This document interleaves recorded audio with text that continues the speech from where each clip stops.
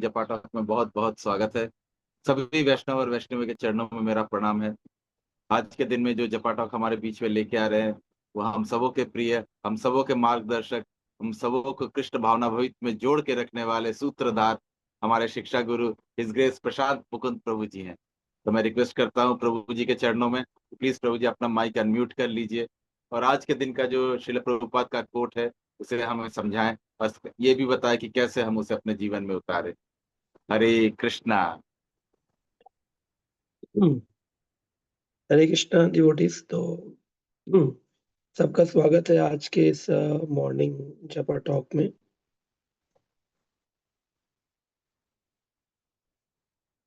तो मैं आपके सामने ये पढ़ूंगा।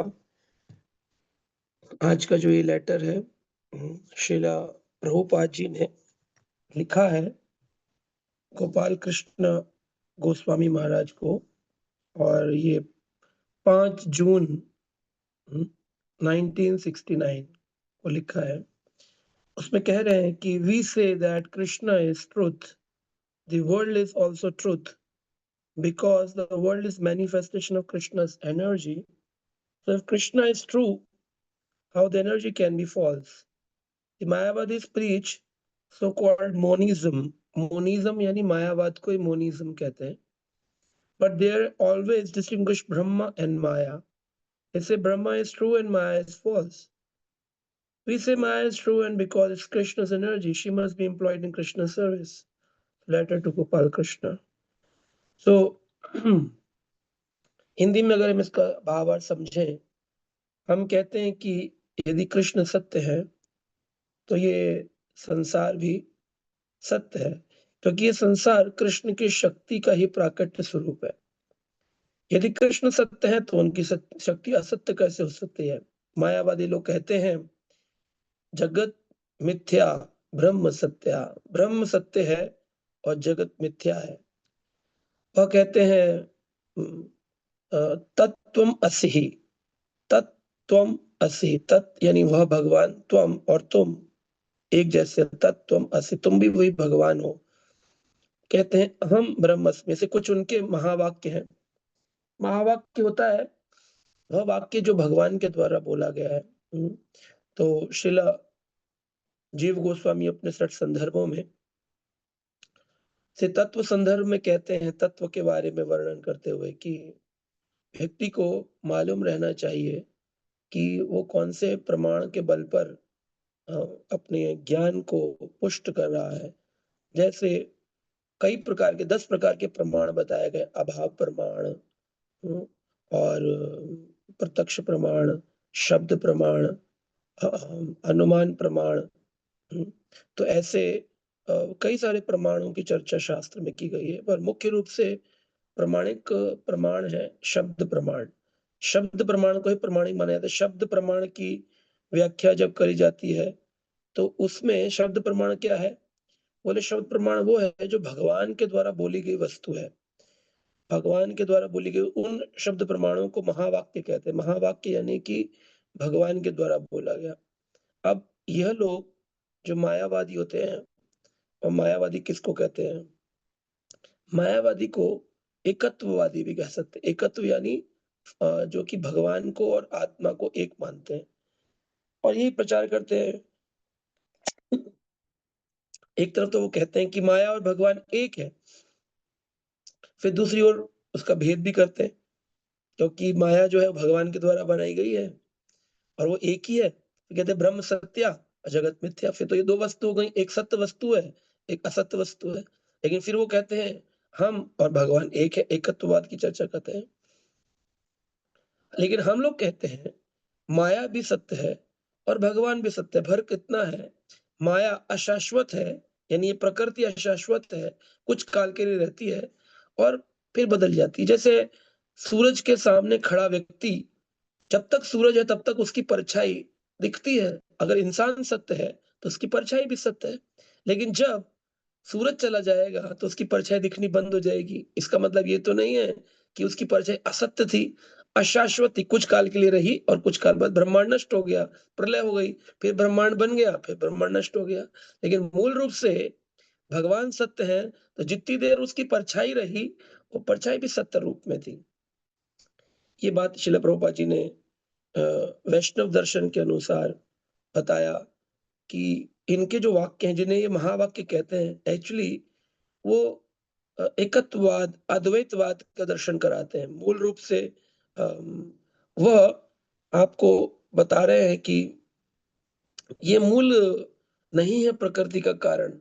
अब वो बोलते हैं तत्वम असि, तो तत्वम असि का शब्द का अर्थ हो गया तत्त्वम असि, तुम वैसे ही हो भगवान जैसे, है ना? और एक तरफ कहते हैं कि तुम 2 हो, लेकिन असलियत में हम कौन है? दासत्वम त्वम असि। तत्वम तुम असि का क्या है? दासत्वम त्वम असि। आप दास हैं भगवान के। हम लोग कैसे हैं? हम लोग कहते हैं हर वस्तु भगवान की है। भक्ति रसामृत सिंधु में श्रील रूप गोस्वामी कहते हैं, अनासक्तस्य विषयान् यतारम् उपाजितः निर्बन्धे कृष्ण संबंधे युक्त वैराग्यम उच्यते। तो भक्ति रसामृत सिंधु में कहते हैं, जो भी व्यक्ति विषय वस्तु में आसक्त हुए बिना उन्हें कृष्ण के संबंध में देखता है, विषय वस्तु में आसक्त भी नहीं होना है और उसे कृष्ण के संबंध में देखना है, तो उसे युक्त वैराग्य कहा गया है। टाइपराइटर है, लोहे का बना हुआ है, लेकिन प्रभुपाद जी ने उसका उपयोग भागवत के ट्रांसलेशन में किया, तो वो माया नहीं है। टेलीविज़न है, भागवत कथा देखने के काम आ रहा है, तो वो वो भगवान की भक्ति के लिए उपयोगी यंत्र है। अब श्रील भक्तिविनोद ठाकुर ने प्रेस का इस्तेमाल किया, पहली प्रेस उसका नाम था चैतन्य यंत्र, उससे उन्होंने ग्रंथ छापे और कोरियर का इस्तेमाल किया, उससे उन्होंने विदेशों में अपनी पुस्तकें भेजी। उन्होंने भक्ति सिद्धांत सरस्वती ठाकुर ने विदेशी वस्त्रों का इस्तेमाल किया, ताकि उससे वह विदेशी लोगों को इन्फ्लुएंस कर सकें। तो कोई भी वस्तु जो कृष्ण संबंध में देखी जाती है, तो वो वस्तु हमारे अंदर सही मायने में अ, वो बता रही है कि ये माया नहीं है। अब ये मायावादी कहते हैं कि ब्रह्म सत्य है, जगत मिथ्या है, तो वो पूरी सब्ज़ी जो खाते हैं, वो भी तो फिर असत्य हो गई, लेकिन उसे खाते हैं। हैं? अपने बच्चों को और पत्नी को गले लगाते हैं, उनको पालन करने वाले मायावादी आचार्यों को, तो उनकी पत्नी और बच्चे भी असत्य हैं, फिर उनको धक्का मार दो, अरे तुम असत्य हो, हटो साइड में। लेकिन प्रेम भी करते हैं, परिवार भी होते हैं इनके। तो हमें जानना चाहिए, भगवान की ही शक्ति है। भूमिर अपो अनल वायु खम मनः बुद्धिर एव च अहंकारो इति मतः भिन्नम प्रकृति अष्टधा। 8 प्रकार से भगवान की ही शक्ति, भगवान कह रहे भूमि यानी पृथ्वी, अनल आपो यानी अग्नि और पानी, वायु यानी वायु, खम आकाश, मन बुद्धिर एव च मन और बुद्धि, अहंकार इति में और इसमें अहंकार सूक्ष्म यानी पंच तत्व हो गए भूमि, गगन, वायु, अग्नि, नीर और 3 तत्व मन, बुद्धि, अहंकार सूक्ष्म। भिन्ना प्रकृति अष्टधा, ये भगवान से भिन्न प्रकृति है 8 प्रकार की, भगवान की है। तो हम कैसे कह सकते हैं कि ये मिथ्या है, भूमि, गगन, वायु, पानी मत पियो। शंकराचार्य जितने फॉलोवर्स हैं, सब पानी पीते हैं, कथा करते-करते पानी पीते हैं और वो तो तुम कह रहे हो कि मिथ्या है प्रकृति भगवान की, बस ब्रह्म ही सत्य है। तो असत्य वस्तु को क्यों अपने मुख में डाल रहे हो? क्यों मिथ्या माया को और अंगीकार कर रहे हो? तो उन्हें जानना होगा वासुदेवम सर्वमिति सः महात्मा सुदुर्लभा। ऐसे महात्मा सुदुर्लभ होते हैं, जो ये कहते हैं कि भगवान वासुदेव ही हर वस्तु के मूल स्रोत हैं। अब हम लोग जैसे कहते हैं हम कृष्ण भावना तत्व को जानते हैं। तत्वदर्शी कोई संत हो, तो वो आगे तत्व दर्शन करा सकता है अपने अनुयायियों को। तो एक ऐसा गुरु चाहिए जिसने तत्व दर्शन किया हो। क्या कहते हैं अपने उसमें जन्म कर्म च में दिव्यम एवं यो वेति तत्वतः। जो तत्व से जान जाएगा, वो व्यक्ति का पुनर्जन्म नहीं होता है। तद विधि प्रणिपातेन परिप्रश्नेन सेवया उपदक्षन्ति ते ज्ञानम ज्ञानिना तत्वदर्शिनः। जो तत्व से दर्शन किया हो, उस गुरु की शरण में जाने से वो आपको तत्व दर्शन कराएँगे। अब तत्व क्या है? तो श्रीमद् भागवत में भी तत्व कहा गया, चैतन्य चरितामृत में बताया, रस तत्व, भक्ति तत्व, कृष्ण तत्व सार, ऐसे अनेक तत्व बताए। जब कोई जानता है, तब उसको कृष्णा कॉन्शियस बोला जाता है। प्रभुपाद जी लिख रहे हैं, हु इज कृष्णा कॉन्शियस? मतलब Krishna conscious is one who learns the detail of the six तत्वास, 6 तत्व जो जानता हो उसको कृष्णा कॉन्शियस कहा जाएगा। कृष्ण भावनामृत मतलब हमारा कोई ये नहीं है कि हम 64 माला करते तो कृष्ण भावना भवित हो गए। आप पढ़िए चैतन्य चरितामृत, तब पता चलता है कि कहा 6 थिंग्स जानने वाला कृष्ण कॉन्शियस कहलाएगा। अब पहले ही तत्व हम समझ लें भागवत के अनुसार कि तत्व क्या है, कृष्ण तत्व क्या है। तो बोले तत्तस् वदन्ति तत्तस् विद्यास् तत्वं यम ज्ञानम द्वयम ब्रह्मेति परमात्मेति भगवान इति शब्दते। 3 चीजों को अद्वयम, ये 2 भेद नहीं है, एक ही है। तत्वम इसका नाम ही वदंती कहा गया है, वदंती बोला गया है आचार्यों के द्वारा, बोला गया है शास्त्रों के द्वारा। वदंती तत् तत् इदम, क्या तत्व बोला गया? वदंती तत् तत्, इस तत्व के बारे में। वदंती तत् तत्व इदम ज्ञानम अद्वयम, एक ज्ञान के बारे में चर्चा करी गई है कि ये अलग अलग नहीं। क्या? ब्रह्मेति परमात्मेति भगवानेति शब्दते, इन 3 चीजों को समान बताया गया है। पहली है ब्रह्म, यानी भगवान के शरीर से निकलने वाला तेज, जिसमें अनेक अनेक लोग जो उपनिषद पढ़ते हैं, जो ब्रह्म के उपासक हैं, वो इस तेज के प्रति आकर्षित होते हैं। ब्रह्म तेज, ब्रह्म ज्योति। इसके उपरांत अंदर जाएं तो परमात्मा जो हमारे सबके हृदय में है, उसका भाव जागृत करता है व्यक्ति। और तीसरा है भगवान कृष्ण, जो भक्त होते हैं वो भगवान कृष्ण की ओर आकर्षित होते हैं। तो जो ब्रह्मेति वाला है, ब्रह्म पे ध्यान लगाने वाला व्यक्ति है, वो व्यक्ति कहाँ तक चला जाएगा? ब्रह्म ज्योति में सायुज्य मुक्ति प्राप्त करेगा। जो व्यक्ति परमात्मा वाला है, वो व्यक्ति साष्टी, सामीप्य, सालोक्य और साष्टी, सामीप्य, सालोक्य और साष्टी यानी कि भगवान के जैसी उसकी ऑपुलेंस होगा, उसके जैसा सारूप्य, भगवान के जैसा रूप होगा। सामीप्य, भगवान के समीप चला जाएगा। और सालोक्य, भगवान के लोक में चला जाएगा। एंड देन भगवान इति, जो भगवान को मानते होंगे, वह यद गत्वा न निवर्तन्ते तद धामम परमम, वो भगवान के धाम को जाएंगे। अब मायावादी बोलते हैं उल्टा, मायावादी लोग उल्टा बोलते हैं। अगर आप उनका सुनेंगे, जैसे प्रेम मंदिर वाले लोग हैं, जो वृंदावन में प्रेम मंदिर है, वो लोग क्या बोलते हैं? इस श्लोक को उल्टा बोलते हैं। बोलते भगवान इति परमात्मिति ब्रह्मिति शब्दते वदन्ति तत् तत्वस् इदम ज्ञानम अद्वयम। फिर बोलते हैं ब्रह्मिति भगवानिति परमात्मिति ब्रह्मिति शब्दते, उस श्लोक को ऐसे बोलते हैं। यानी कि पहले जो संसारी लोग हैं, उनके लिए कृष्ण और राम की कहानी रची गई है पुराणों में, ताकि कोई व्यक्ति भगवान को समझ के सही रास्ते पर आए। फिर धीरे-धीरे वो समझेगा कि सबके हृदय में भगवान बैठे। सर्वम वासुदेवम सर्वमिति, वासुदेव सब में, वह वैकुंठ चला जाएगा। लेकिन अगर कोई ब्रह्मिति परब्रह्म निराकार वस्तु को जान जाता है, वह तो फिर भगवान का उत्तम उत्तम उत्तम भक्त बन जाता है।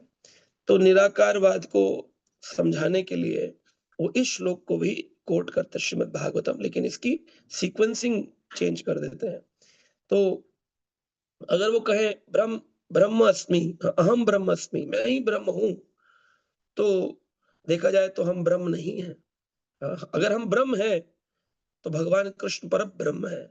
हम परम ब्रह्म के अंश रूपी ममेव अंशः जीवलोके जीवभूत सनातनः मना षष्ठानि इंद्रियाणि प्रकृति स्थानि कर्षति।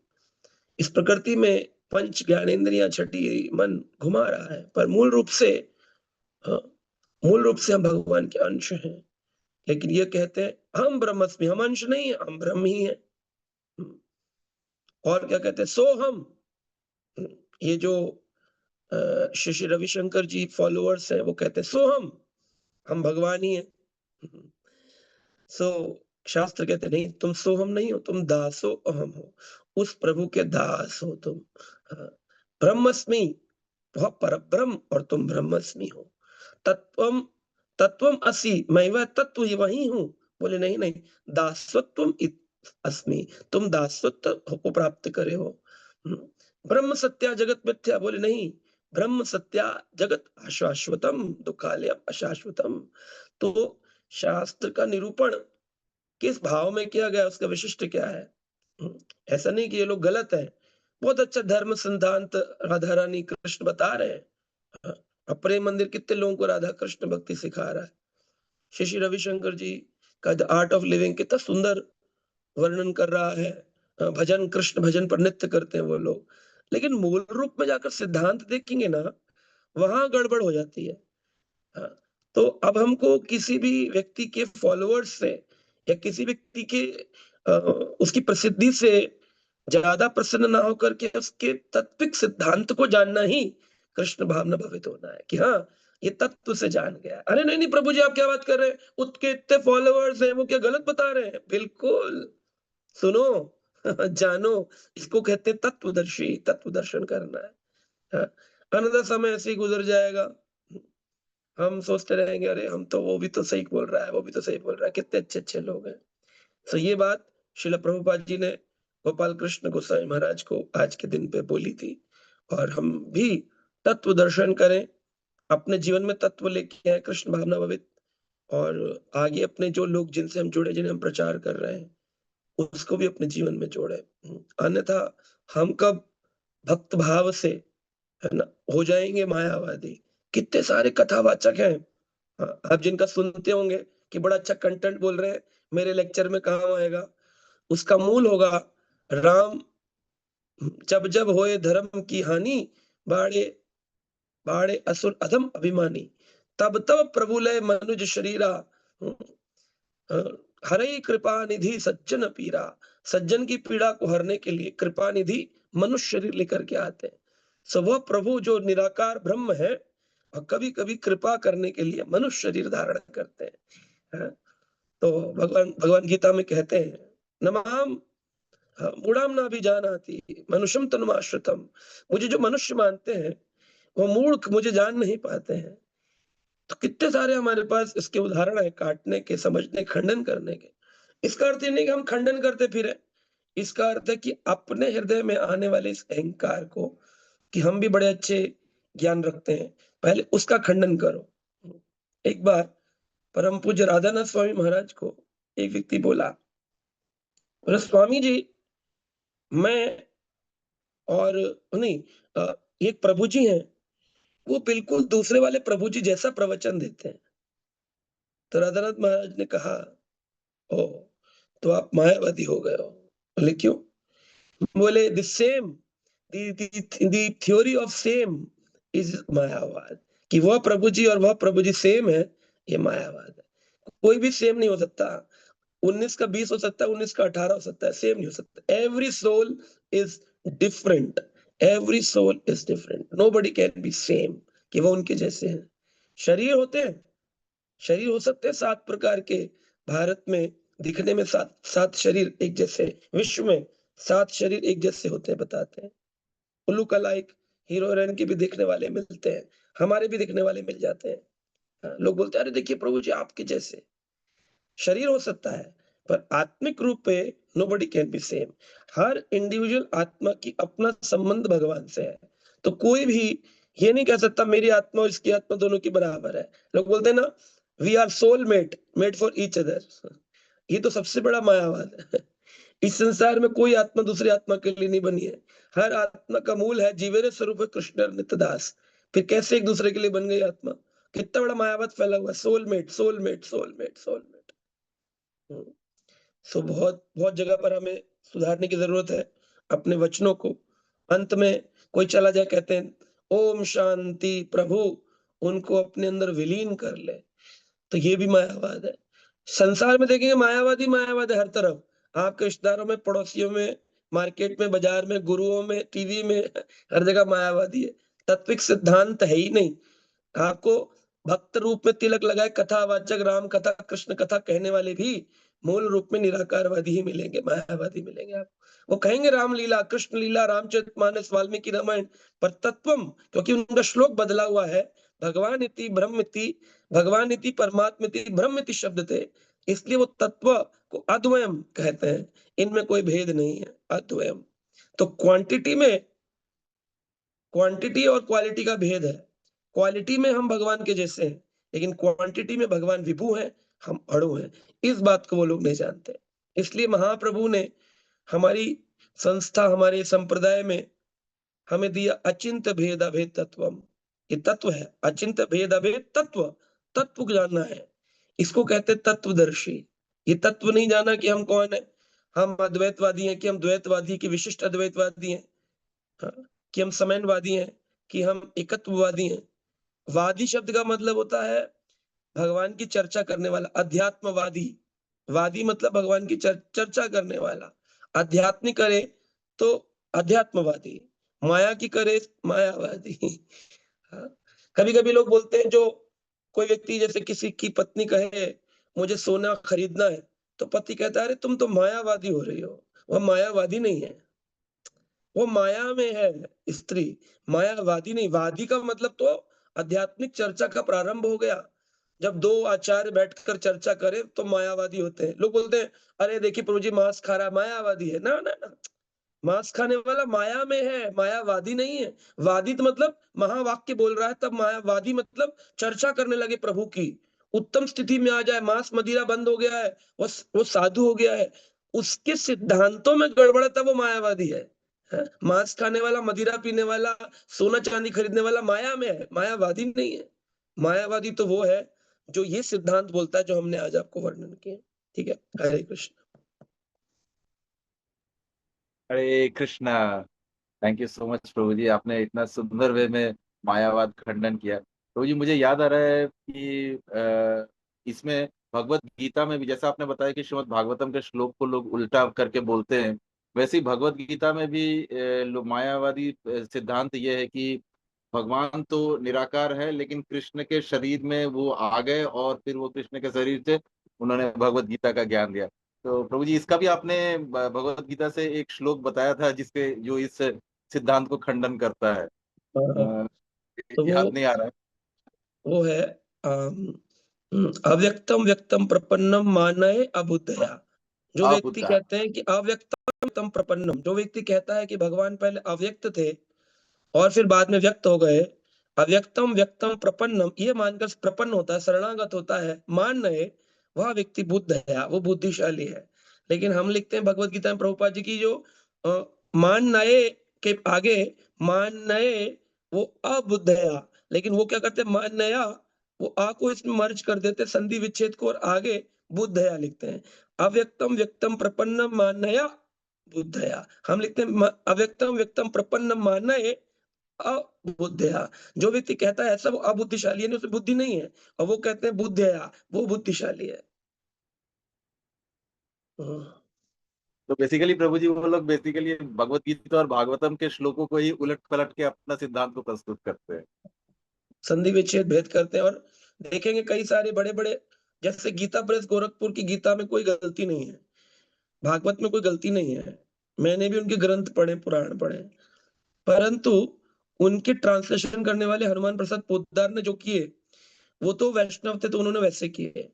लेकिन कुछ मायावादी शंकराचार्य फॉलोवर्स से उन्होंने उनके ट्रांसलेशंस कराए। तो कई सारे शास्त्र गीता प्रेस के मायावादियों के द्वारा लिखे गए, तो उसमें आप पढ़ेंगे तो आपको मायावाद दर्शन हो जाएगा। अब जिस व्यक्ति को भेद नहीं पता मायावाद और अध्यात्मवाद का, वो व्यक्ति बाजार जाएगा और पुराण खरीद लेगा। अब जैसे मैं भक्तमाल कथा कर रहा हूँ, लोग जाएँगे, खरीद लेंगे, लेकिन आपको क्या भेद पता है कौन-सी वस्तु उठानी है, कौन-सी नहीं उठानी? इसलिए श्री सनातन गोस्वामी ने ग्रंथ लिखा हरि भक्ति विलास। उसमें उन्होंने अनेक-अनेक पुराणों से उन्हीं श्लोकों का चयन किया, जो भक्ति भावना को जागृत करते हैं। उन्होंने उनको लिया ही नहीं, जो शाक्त, शैव और अन्य-अन्य लोग वर्णन करते हैं। उन्होंने केवल उन्हीं को पकड़ा, जो वैष्णव विशिष्ट को ही अनुगमन करते हैं। ऐसे श्लोकों का चयन करके 5 वॉल्यूम हरि भक्ति विलास ग्रंथ बनाया सनातन गोस्वामी ने। तो सनातन गोस्वामी ने क्यों बनाया? अगर उन्हें इज़िली पुराण पढ़ने के लिए बोलना था, तो लोग मेरे श्लोक मेरी कथा सुनते हैं और जाकर के है ना प्रभुपाद के ग्रंथ छोड़ देते हैं और जाकर कहते हैं, "अरे! इतने ज्ञान की बात कर चलो पुराण पढ़ते हैं।" बेचारे मायावाद में गिर जाते हैं। तो हमको पढ़ने से पहले किताब अपने शिक्षा गुरु से पूछना चाहिए, क्या ये मैं पढ़ सकता हूँ? है ना? लोग बोलते हैं, "आप हमें ये किताब दे दीजिए खरीद के।" ऐसे होता नहीं है। आप खरीद के पढ़ेंगे ना, कहीं की कहीं भक्ति निकल जाएगी। उसके लिए गाइडेंस हम भी गाइडेंस में पढ़ते हैं। ऐसा नहीं कि हम भी अपने आप पढ़ रहे हैं, हम भी अपने गुरुओं की गाइडेंस में पढ़ते हैं। हाँ, तो गाइडेंस बहुत ज़रूरी है, किस तत्व को लेना है, किसको नहीं लेना है। तो ये है समझने वाली। थैंक यू सो मच प्रभु जी, it was Hare very Hare Krishna wonderful. प्रभु जी, हरे कृष्ण प्रभु जी। ये जी, भगवत गीता में जो श्लोक आया है वो कहाँ पे मिल नहीं रहा। भगवत गीता में आया है कि एक ऐसा श्लोक है जिसमें 5 गुण और दोष बताए गए हैं भगवत गीता का। 5 गुण। और 5 गुण और दोष बताए गए हैं। ये भागवतम के 8वें स्कंद में लिखा है, उसमें लिखा है तात्पर्य में कि भगवत गीता का एक श्लोक है जिसमें 5 गुण और दोष बताए गए हैं। दूसरे अध्याय का 38वां श्लोक है, वो तो मेरे को फिट नहीं बैठ रहा, पता नहीं शायद वही हो। हो सकता है। मैं देख कर के बताऊँगा प्रभु जी आपको, आप क्या मैंने पूछ काफी रहे हैं। ढूंढ लिया, मुझे भागवतम का मिलेगा। श्लोक संख्या बताइए आप। श्लोक संख्या 38 वो भागवत का है जी। मैं अभी एक सेकंड में बताता हूँ। एक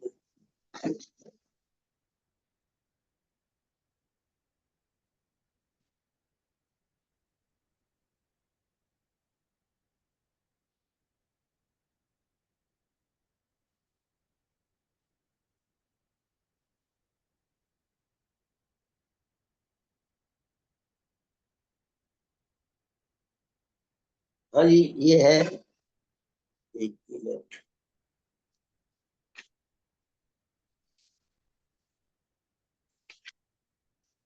भगवत गीता में हार या जीत। हाँ, भगवत गीता में हार या जीत के 5 कारण बताए गए हैं।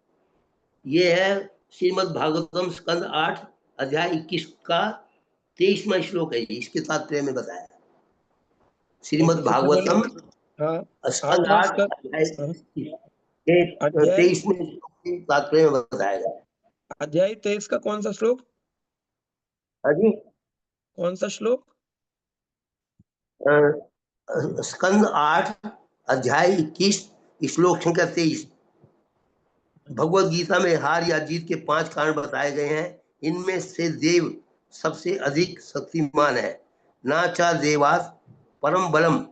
बलि महाराज इस रहस्य को जानते थे कि वे पूर्व काल में देव अनुकूल होने के कारण किस प्रकार विजयी हुए थे। क्योंकि वही देव अब उनके अनुकूल नहीं था, अतएव उनकी विजय की कोई संभावना नहीं थी। इस प्रकार उन्होंने बड़ी बुद्धिमानी से अपने अनुचरों को लड़ने से वंचित किया, वर्जित किया, वर्जित किया। ये है, तो इसमें हार और जीत के 5 कारण बताए गए हैं। भगवत गीता में कोई श्लोक है ऐसा। तो इसमें 13वें अध्याय का 8वाँ श्लोक जो है, वो इस बात की घोषणा करता है। पहला है अमानित्वम, अदम्भित्वम, अहिंसा शांति अर्जवम, आचार उपासनम शौचम स्थैर्यम आत्मविनिग्रह। तो ये जो श्लोक है, इसमें बताया गया है कारण व्यक्ति के जो गुण और दोष क्या-क्या उसके अंदर हैं।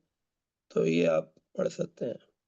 ये कौन सा श्लोक है प्रभु जी? ये 13वें कौन अध्याय सा? भगवत गीता का 8वाँ श्लोक। 13वें अध्याय का 8वां भगवत गीता में। क्योंकि बलि महाराज ने अपना अमानित्वम जो था ना, वो मान की अभिलाषा से परे चले गए और उन्होंने अपने सिर पे भगवान के चरणों को रखा। तो उनमें उनमें दम्भ नहीं था, उनमें मान नहीं था और उन्होंने अपने अहंकार को हटा के उन्होंने अहिंसा नहीं करी, लड़ाई-झगड़ा नहीं किया भगवान से और शांति उन्होंने सहन किया। ये अर्जवम उनकी बड़ी सिम्प्लिसिटी थी। इन 5 गुणों के कारण उन्होंने भगवान को प्राप्त किया। मायावादी भाष्य सुनने हुए सर्वनाश। मायावाद जितने आजकल तो इतनी कथाएं चल रही हैं, बस इसकी कोई लिमिट नहीं। दे मार हर दूसरे दिन हम तो सुनते ही नहीं है, जाते ही नहीं है। जो होगा देखा जाएगा। सुबह सही बात है। इस्कॉन की कथा सुन लेते हैं, आपके मुखारबिन से, दिन नायक जी के मुखारबिन से, या जो भी आप हैं उन्हीं से सुनते हैं, हम तो सुनते ही नहीं बाकी। बढ़िया, बढ़िया, क्या बढ़िया। कहें? थैंक यू ठीक है, प्रभु। धन्यवाद आपका बहुत बहुत। हरे कृष्ण, हरे कृष्ण। 13.8 बताया ना आपने? जी, जी प्रभु जी, प्रभु जी। ठीक है, धन्यवाद, थैंक यू। काफी दिनों से मेरी लालसा थी, तो मैं आज को मैंने कहा चलो मैं पूछ ही लेता हूँ। जी, जी, जी प्रभु जी। यस, अद्वैत गोसाई प्रभु। तो आज का हमारे बीच में पुरुषोत्तम योग का जो पाठ करेंगे वो हम सबके प्रिय हिज ग्रेस पार्थ कृष्ण प्रभु जी करेंगे। तो मैं हरि रिक्वेस्ट करता हूँ ओम, कि जय पार्थ जय। कृष्ण प्रभु जी से प्लीज अपना माइक अनम्यूट कर लीजिए। और आज के दिन में जो भगवत गीता का पुरुषोत्तम योग है वो आप पाठ करें, हम सब आपके साथ दोहराएंगे। मैंने हरे कल एक कृष्णा। प्रवचन दिया था हरे भगवत कृष्णा। गीता पुरुषोत्तम योग पर, यस। व्याख्यान का।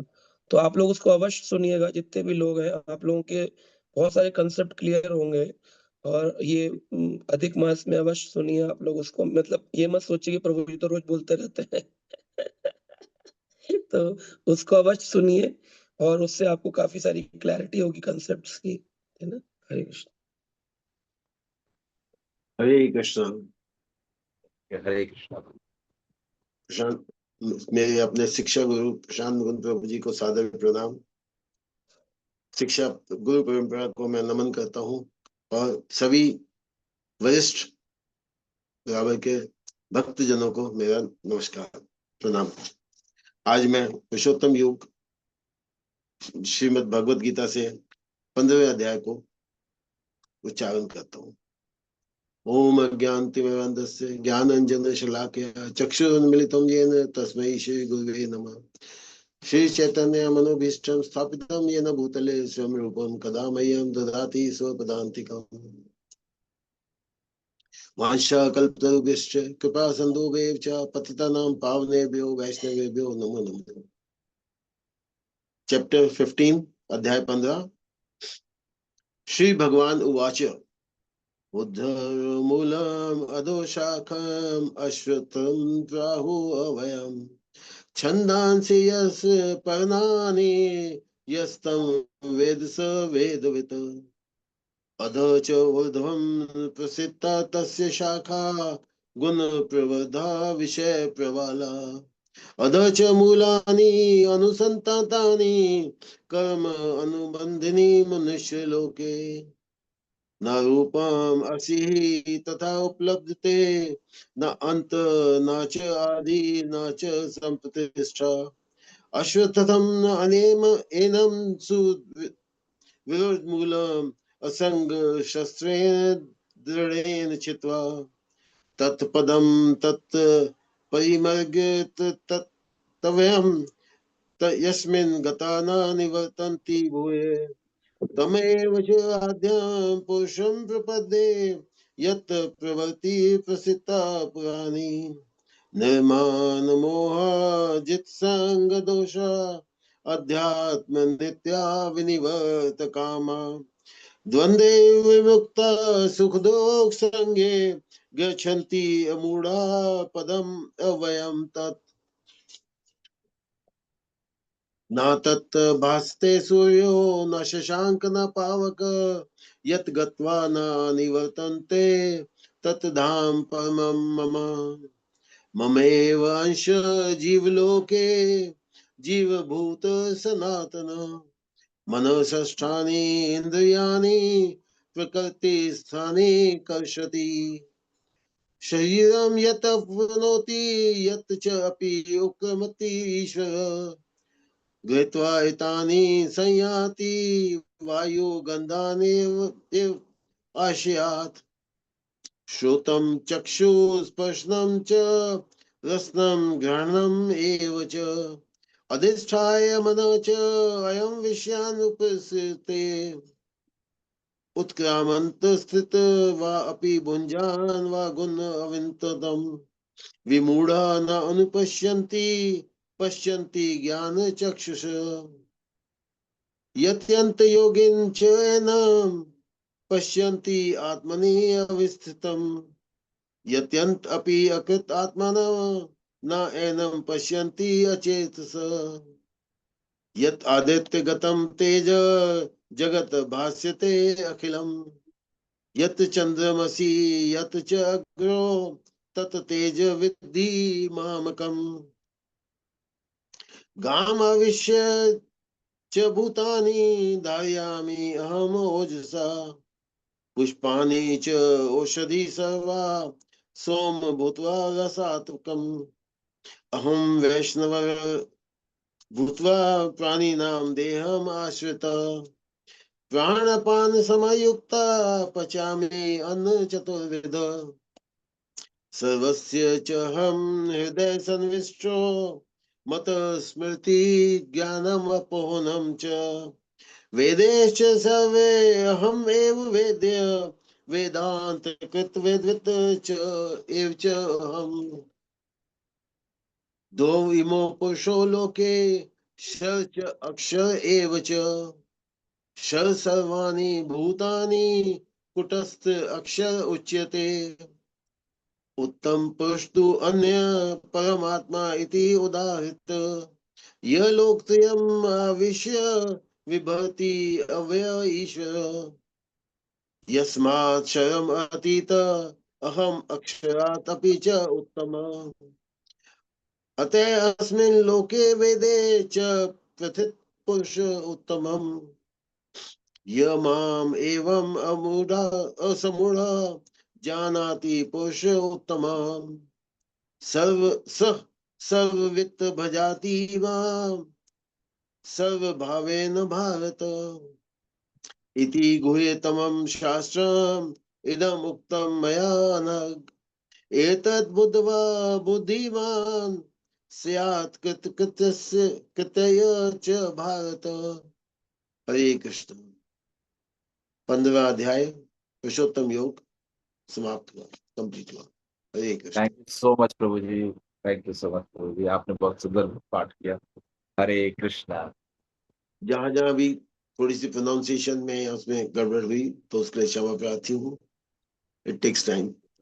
थैंक यू प्रभु जी, thanks a lot. Hare Krishna. तो डिवोटीज, हमारा 14 जून को हम लोग वृंदावन जा रहे हैं पुरुषोत्तम अधिक मास के लिए, और वह यमुना स्नान होगा, भोग ऑफरिंग होगी, और वृंदावन के अन्य मंदिरों के दर्शन होंगे। और सब लोग अपनी-अपनी गाड़ी से जा सकते हैं, ट्रेन से, जैसे भी उनको अच्छा लगता है, बस से, कार से, जैसे भी व्यवस्था है। और अपना थोड़ा भोग बना के ला सकते हैं, 50 ग्राम, 100 ग्राम, ज़्यादा नहीं बनाना, 2 किलो, 5 किलो। 10-12 आइटम, कुछ आधा किलो भी बना सकते हैं, कुछ 250 ग्राम बना सकते हैं, कुछ 100 ग्राम बना सकते हैं, जैसे भी जिसकी इच्छा हो। सुबह 8 बजे 14 जून को वृंदावन, 14 जून 8 बजे से पहले-पहले गौशाला पहुँचना होगा।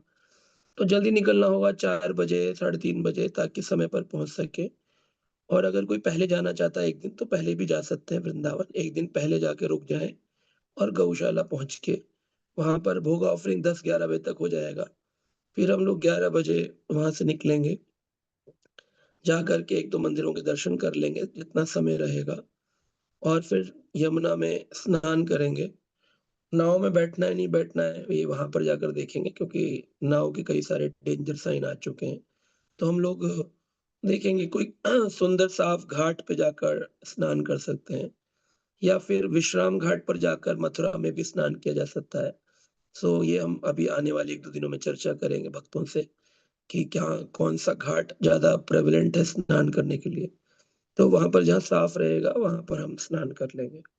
और उसके उपरांत संध्या में 5 बजे से दर्शन खुल जाते हैं, तो आप दीपदान कर सकते हैं इस्कॉन मंदिर में या फिर किसी और अन्य मंदिर में। और फिर उसके बाद 6 साढ़े 6 बजे तक आप छोड़ सकते हैं वृंदावन। बीच में दोपहर में अगर समय रहेगा, तो हम लोग बैठ के कुछ हरि कथा, अ, यमुना के तट पर यमुनाष्टकम आदि का पाठ उसको समझेंगे, और उसके उपरांत फिर हम लोग दिल्ली वापस आ सकते हैं। तो 7 तारीख से, संडे से भागवत कथा शुरू हो रही है गुरुग्राम के अंदर, जो कि शाम को 4 बजे से 7 बजे तक रहेगी, जलवायु टावर ऑडिटोरियम के अंदर। और सुबह कलश यात्रा रहेगी 7 तारीख को, और संध्या में संडे है, तो मान लीजिए आपकी आश्रय क्लास संडे को वहीं है। सारे लोग आएँ, मिलें, चर्चा करें, प्रश्न करें, जो भी करना है, प्रसाद पाएँ। तो फ्री फॉर ऑल है, कोई स्पेशल एंट्री नहीं है, एनीबॉडी कैन कम। आपके मित्र, रिश्तेदार गुड़गाँव में जो रहते हैं, संडे के दिन छुट्टी होती है, आप सबको इनवाइट कर सकते हैं। विशेषकर आप सब आएँ तो अच्छा रहेगा। और फिर अगले संडे को वृंदावन, तो ये दोनों संडे आपके आध्यात्मिक हो सकते हैं, पुरुषोत्तम अधिक मास के। आपको बाकी चुनाव तो आपके हाथ में, करना नहीं करना आपके हाथ में। हरे कृष्ण।